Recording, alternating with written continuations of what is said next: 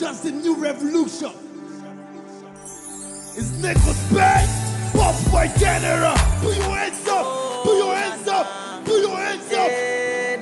Wait, I said, Nico, you said bad. It's your homeboy Puff Boy TV. Welcome to my YouTube channel. If today is your first time joining me on this set, you're welcome and God bless you. Good morning, good afternoon, and good evening, wherever you're watching me from. So if today is your first time, please don't forget to click the bell notification and subscribe to this YouTube channel for you to be able to be notified whenever I drop a new video. So we have a lot to talk about today as we proceed to the first topic for today. Mike Davis is out again after he dropped his audio conversation between him and Apostle Suleiman, threatening him, and Apostle say he was not in that conversation. He was not the one he was talking about in that conversation. So that conversation was made 3 years ago. That was what Apostle Suleiman is saying, that the conversation on that audio is his voice, but he was not in conversation with Mike Davis, as Mike Davis claimed, because that conversation was made 3 years ago. He also said he will be Mike Davis also said he will be bringing out the secrets, like Stephanie Otumbo. He was among those who made Stephanie Otumbo came to the church to apologize to the apostle during the saga of sex with Stephanie Otumbo. So he said he was among the people Pastor Suleiman sent to make Stephanie and her mom came to the church to apologize. So the secret is with him, and there is a lot of secrets he will be coming out for. And his bank account has been frozen at this very moment. His bank account is frozen. This is what he's saying is done by Pastor Suleiman, Apostle Suleiman. So he's calling on Apostle Suleiman. He's giving him 24 hours to tell whoever he have used is blocking his account to go and open his account, or else he's coming out with more and more evidence against Apostle Suleiman. So this is a very tough one happening between Mike Davis and Apostle Suleiman, and I don't really know where this is going. So we are keeping our fingers crossed, and we'll be checking and updating you guys what is really coming and what they are bringing out as secret and evidence. So you watch and listen to Mike Davis on this video. Well, good evening, everyone from in Nigeria and from around the world. My name is Mike Davis. My attention has been drawn to a video that was made by Apostle Johnson Suleiman 24 hours after my audio was released. And that video that he made addresses two major things principally, which I'm going to respond to right about now. The first one is that he claims that I was never the one he was addressing in that video, in that audio, and that that audio, the conversation as it were, was made 3 years ago. And secondly, he claims that he sent me out of Omega Fire Ministries, for reasons of blackmailing other pastors and what you have. So I'm going to respond to them very quickly. First is that the audio I released is the original audio, and Apostle Johnson Suleiman knows as much as I do that that audio is the original audio. The one he released is doctored, fake, manipulated. Don't forget that I was part of that system for 16 years. And, this is all part of the system, all of these manipulations and all of the gimmicks that goes on, behind the scenes. We all know how these things play out. All right, so don't even go there, all right? Because all those ones you are releasing is a lie from the pit of hell. That, it was some persons you were addressing and all of that. Then two, that you sent me out of Omega Fire Ministries for reasons of blackmailing, pastors. I was never in that habit. Now, I want Nigerians to know and everyone around the world that it is a lie. I left that ministry because I became very convinced that weakness is never the same as wickedness. And it became very obvious to me that my eternal destiny was not in view following the kind of leader, that I was following. And that if I continued in that ministry, I knew where I was going to end. All right? So I left of my own free will. You were never the one that sent me out of that ministry. I was tired of your ungodliness as a leader. And that was the major reasons I left that ministry. All right? So to forget all those manipulations and all those cheap lies that you are trying to buy Nigeria with. They already know the truth for themselves. You get what I'm saying? Then secondly is, we all know the part I played in Stephanie Otobo's saga. You know as much as I do. All right? How much involved I was in bringing that issue, that saga to a halt. All the traveling to Sapele was part of that privileged team that was dispatched to Sapele. That was managed by, a crisis communication expert known by almost everybody. All right, I don't even need to mention name. You know me as much as I do, and you knew how we got Stephanie Otobo to come to the altar and apologize to Mama, and brought to Stephanie Otobo's mother to Auchi. You get what I'm saying? I'm coming to that issue. All right, because you are pushing me real hard. I'm coming to that issue because I'm sure that the world and Nigerians would be interested to know how Stephanie Otobo eventually came to Auchi to make that confession the day she actually did. They want to know what really happened. All right? So Apostle Johnson Suleiman, you know as much as I do that we both knew what happened. I will come to that. All right? Then, thirdly, is that as far as I'm concerned, I'm also aware that a lien has been placed on my account. All right, well, probably through your agents and those that you are using, who I don't know who they are. You have released policemen after me, looking for me everywhere to get me arrested and all of that. You are supposed to be a man of God. All right, and I don't know why you are releasing the police against me, and I don't know why they would have my account freezed so that I will have no access to funds and all of that. So I want everyone around the world to be aware of what is going on. Presently, as I speak to you, my account has been freezed, which is not a problem. And I want you to know, Apostle Johnson Suleiman, that despite all you are doing, you are oppressing, manipulating, and all of that, threatening my mom. I've received informations of the people you are sending to my mom to threaten the poor woman and all of that. Let me tell you, I am not perturbed. All of this doesn't move me at all. As a matter of fact, they are getting me stronger by the day. Apostle Johnson Suleiman, let me advise you, as a leader that you claim you are, you have 48 hours to instruct those who have a hand in the blocking of my bank accounts to undo whatever they have done. If they don't, you will not like what is going to follow. Don't say I didn't give this warning, because you are pushing me very hard. You get what I'm saying? And as far as I am concerned, I don't want the body of Christ to be dragged longer than necessary than it already had. All right? So these are just the few responses I have to the video that Apostle Johnson Suleiman have done. I leave you all to be the judge of whatever it is that is happening. Apostle Johnson Suleiman, don't forget, we'll meet in court. So you welcome back from that video from Mike Davis against Apostle Suleiman. So move over to our next topic for today. Nollywood actress Destiny Etiko new Prado Jeep is bringing a lot of saga in the social media that some sugar daddy bought her that car.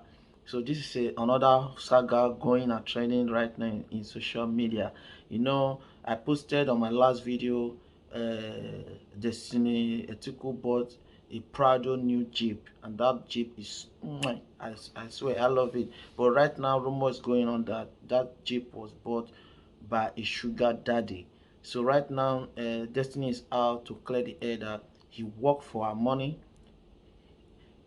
She work for her money, and she don't depend on any man. So whoever that is carrying that rumor should stop, because she worked tirelessly day and night for her money.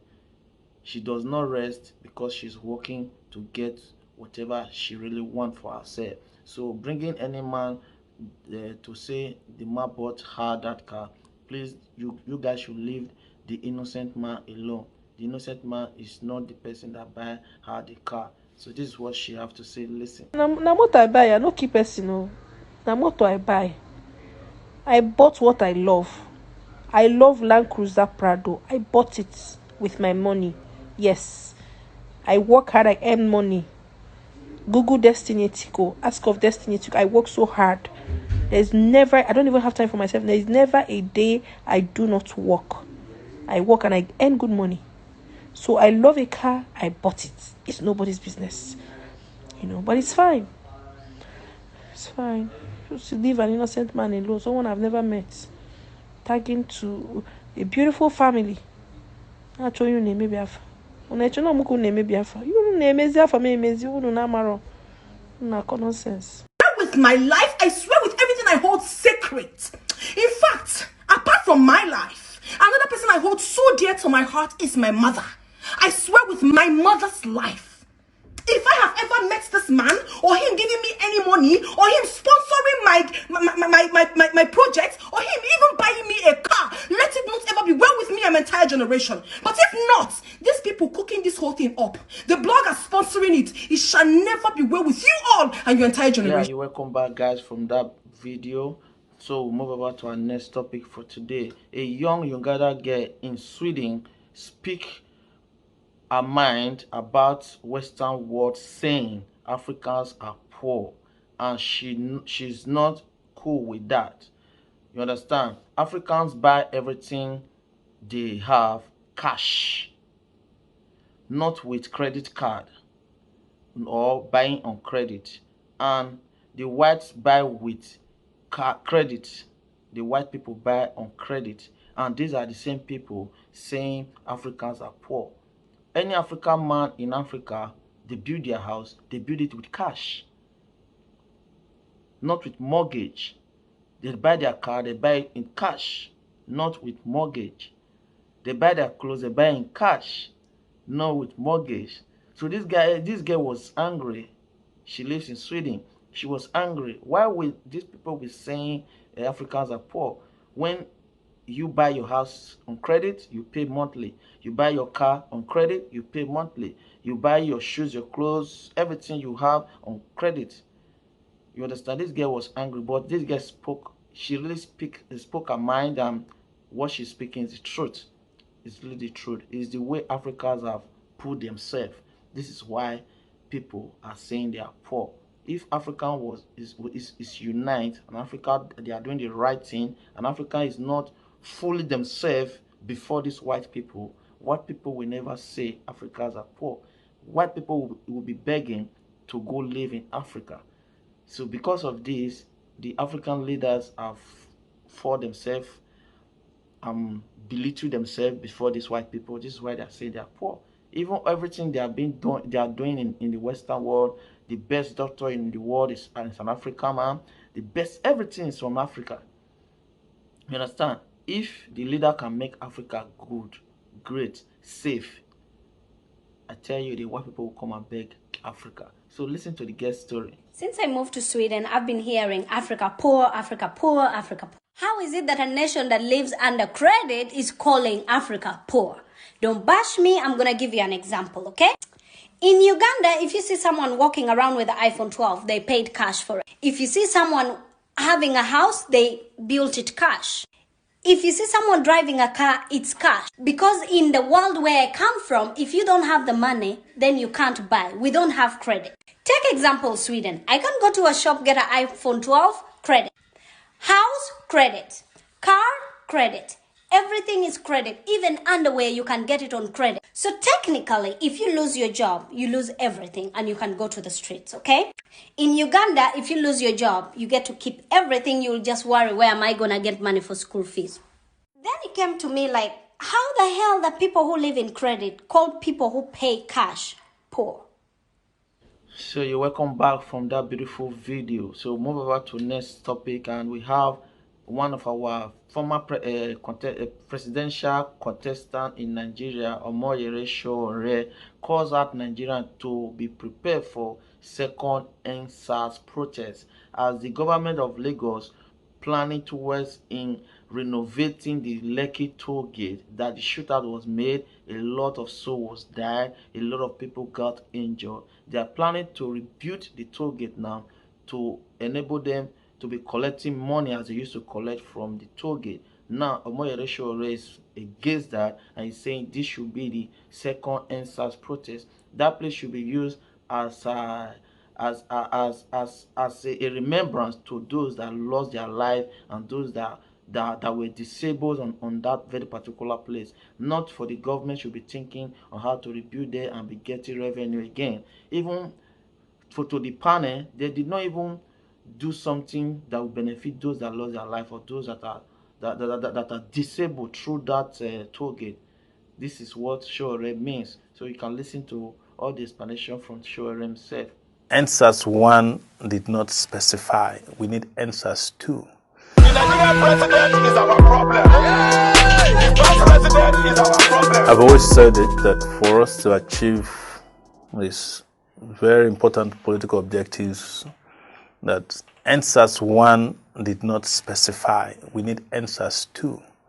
Because NSAS 2 is very clear about what are the political objectives we want to achieve as young people, as oppressed citizens of Nigeria, and what's the end game? What are the end goals? So that's what NSAS 2 is so necessary. But, for us to achieve anything critical and substantial in NSAS 2, which must be the New Year's gift for those guys in power, we must do NSAS 2. It must be 10 times NSAS 1 plus 30 days.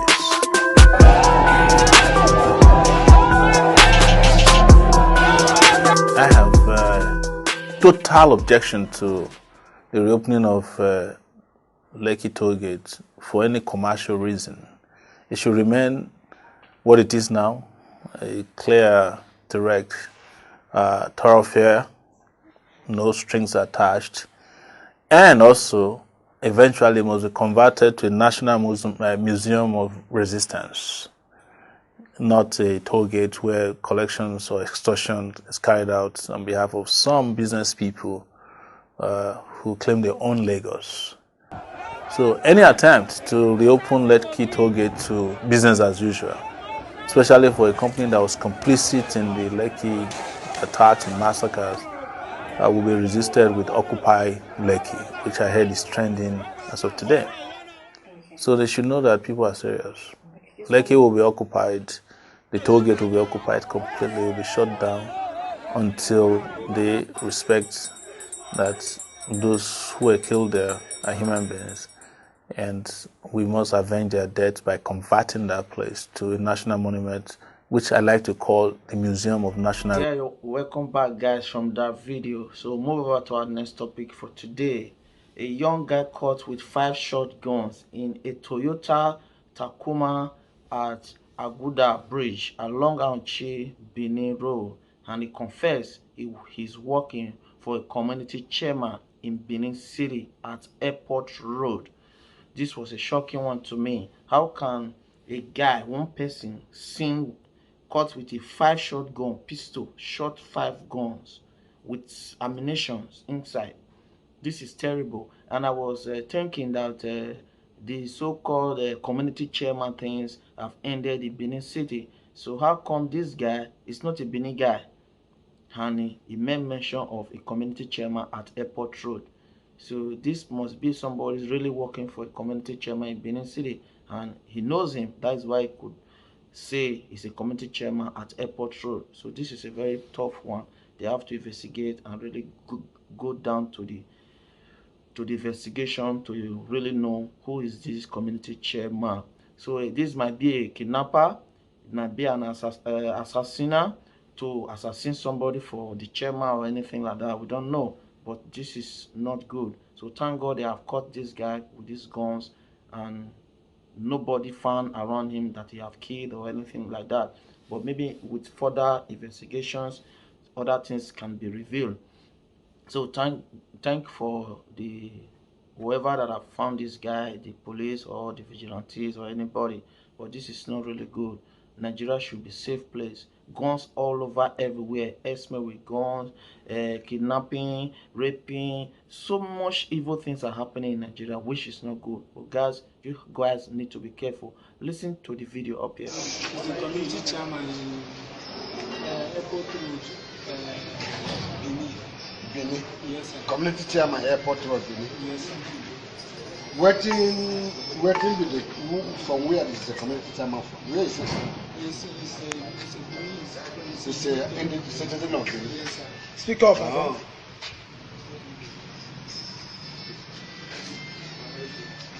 Come out this nonsense from your hand first. Come out all this. You can see this one on shot. Go come out that thing from your hand. Come out all those last ones. Come out all those.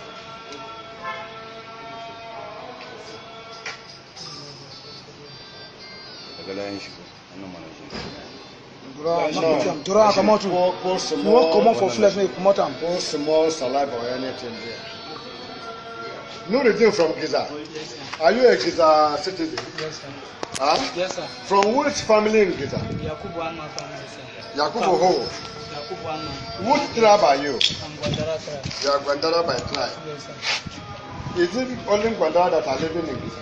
No, it's not only Gwandara. Gwandara and what? Gwandara, Alago, Gwandara, Alago and Tiv.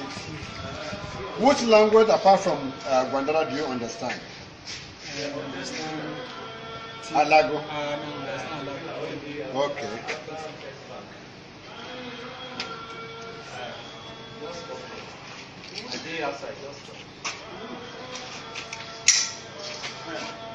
See machine. Okay, see the magazine.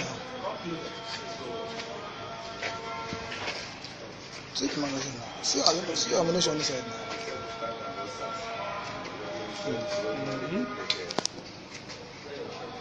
Welcome back, guys. Welcome back. We move over to our next topic. Ambulance conveying body for burial from Lagos to Enugu, attacked by kidnappers. Brother of the deceased was kidnapped and one person was shot dead.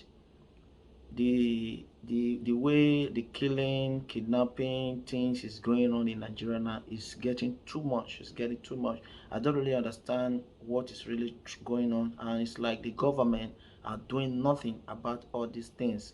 How can you imagine an ambulance conveying a dead body was also attacked by these kidnappers?